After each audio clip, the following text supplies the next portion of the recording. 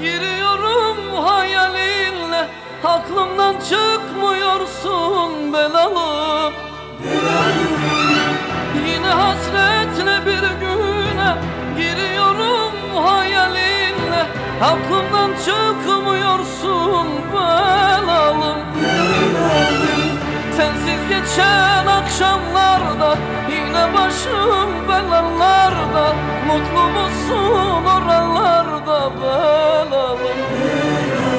Belalım yaban çiçeğim belalım, aşkım gerçeğim belalım, tek sevdiceğim belalım. Ah yaralım belalım yaban çiçeğim belalım, aşkım gerçeğim belalım, tek sevdiceğim belalım. Ah yaralım.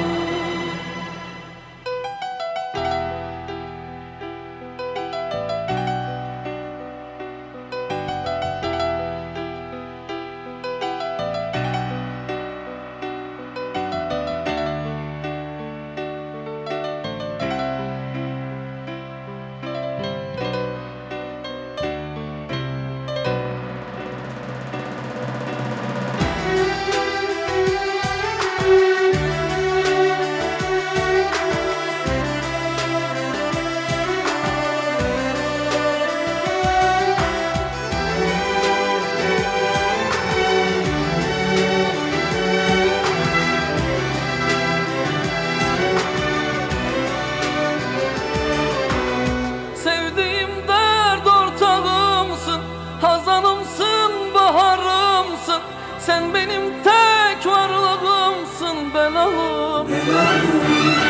Sevdiğim dert ortağımsın, hazanımsın, baharımsın, sen benim tek varlığımsın belalım.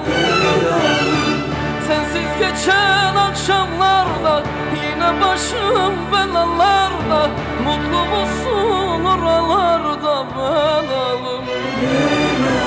Belalım yaban çiçeğim belalım, aşkım gerçeğim belalım, tek sevdiceğim belalım. Ah yaralım belalım yaban çiçeğim belalım, aşkım gerçeğim belalım, tek sevdiceğim.